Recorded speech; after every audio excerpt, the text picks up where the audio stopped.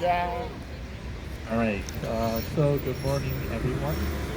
My name is Saeed Ghulam, and I am the organizer for the Citywide Disability Pride March. Can you speak a little higher? Need a little higher? You just have to speak up a little bit, but I think it's as hard as I can. Okay. Yep, it's all the way up. Just be as close. All right. So I'm the organizer for the Citywide Disability Pride March. So I would like to thank everyone for coming today and participating in this march.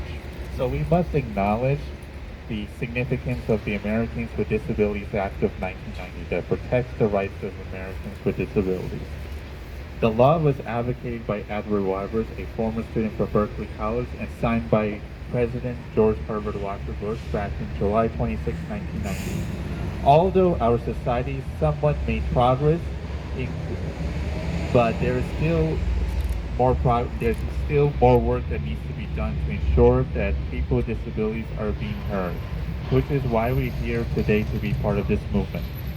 There's still a need to better fund our disability services, raising more awareness of the disability community, providing our youth with disabilities the support they need to succeed in school and their regular life, helping our students with disabilities at higher education succeed with their studies, improving employment opportunities for our prospective employees with disabilities so they can successfully contribute in our 21st century economy, improving civic engagement for voters with disabilities, and much more.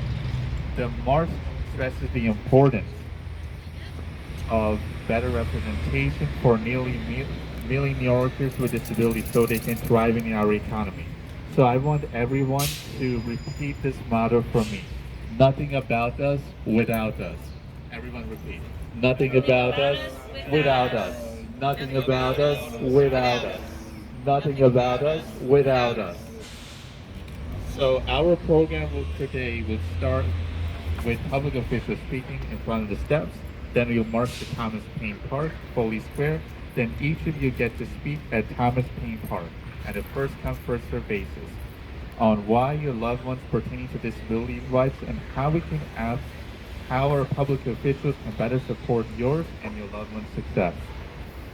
So I want to begin today by introducing you to our Labor Relations Commissioner, Commissioner Miss Renee Campion. So Commissioner Campion.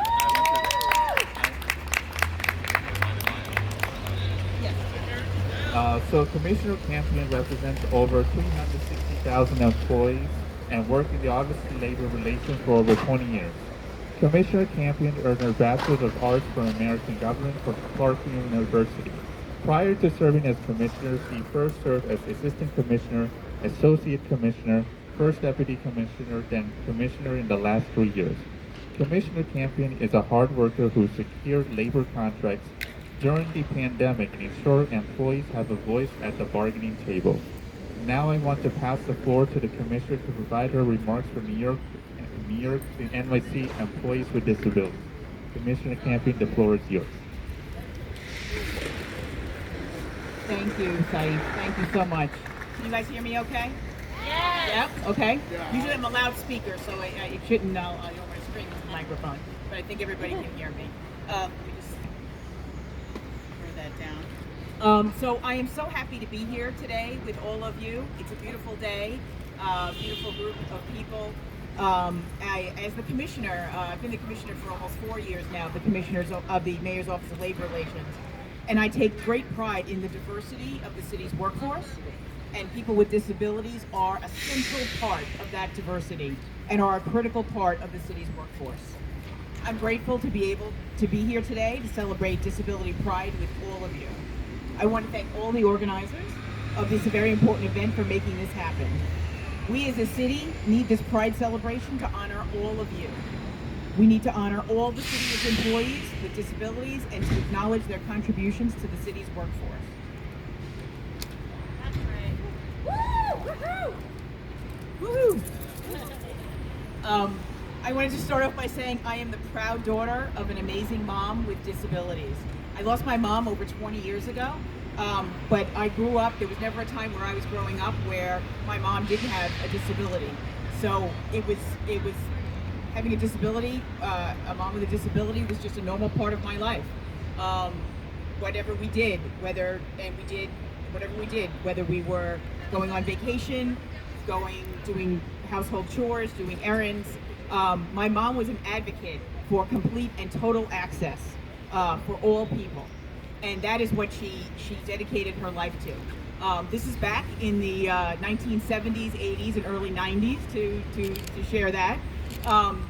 And she was also appointed to different blue ribbon panels. My mom. But also, I've spoken to a few of you earlier about this.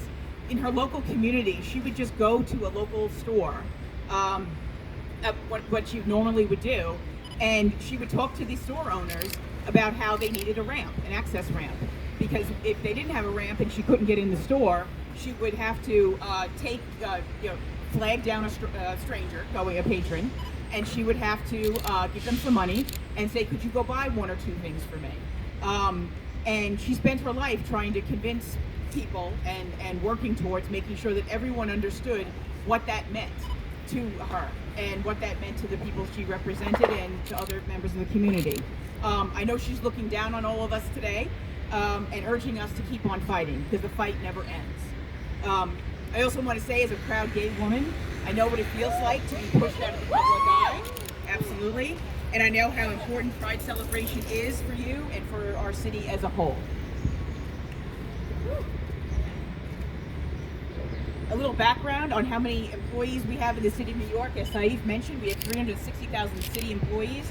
We currently only have actually 333 employees who are into a program called the 55A program, which is designed to provide equal access for qualified applicants with disabilities. But there are hundreds and hundreds of opportunities, over 700 positions overall. And that's not counting, those are just those designated positions. That's not counting the countless city employees with disabilities who provide such valuable and important contributions to our workforce every single day. I celebrate your uniqueness and your contributions to city government. You are an integral part of the fabric of our city, and we want to see everyone in the public eye and in the halls of city government as you continue to contribute to the economic vitality of our city. For those who are not part of city government, I want to urge you to consider becoming part of the city's workforce. If you're already with the city, please utilize the Mayor's Office of People with Disabilities, who can assist with pathways to advance in your career with the city, and with applying for reasonable accommodations and link you up with resources for people with disabilities. I want to thank the Mayor and the Mayor's Office of People with Disabilities for their concerted efforts to promote diversity and employment for people with disabilities. And finally, we at the City of New York celebrate the unique experiences that you have as people with disabilities and the contributions that you make every single day.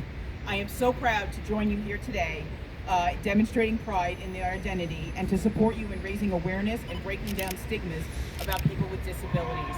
Thank you very much.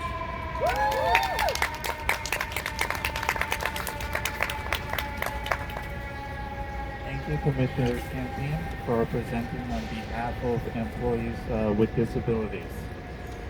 So we want to proceed with the, I think we're going to proceed with the rally. So I want to thank first Renee Camping for presenting today. And I think, even though no matter the turnout it is, we're still here to advocate for the disability community.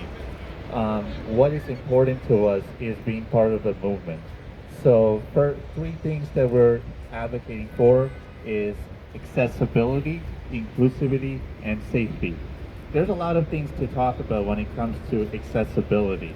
So accessibility, access to housing, access to transportation, access to healthcare, access to education, access to employment. When it comes to inclusivity, what is important is making sure that the disability community is included in important conversations. What I mean by important conversations is included in news media coverage, in events, and other important initiatives and legislation. Another thing for safety is ensuring the safety of the disability community. Making sure that we address crimes that take place against the disability community. This has never been addressed to the media, and I think this is important that this is being addressed to ensure that there's safer communities for the disability community. Another thing that I want to also talk about is the addressing police brutality. Like 50% of people with disabilities are victims of police brutality. This is actually from the Department of Justice that actually presented that data, and it's never been brought to the attention to the media. And I want to go back to the inclusion part. Is that what is important is actually um, diversifying our journalists at the news media stations, like ensuring that that people from from the background of the disability community actually presents about what's going on about disability, and ableism is not only a city issue; it's a global issue. Um, and I'm going to say, in regards to statistics, we have nearly 1 million New Yorkers with disabilities living in the city. We have 3 million New Yorkers living in the state. We have over 61 million people with disabilities living across the country. And we have 1 billion people with disabilities living across the planet. So it's important that we're always included in every single conversation in the disability community. All right, so let's start heading off to the march, and no matter the turnout, we're still in this advocacy initiative.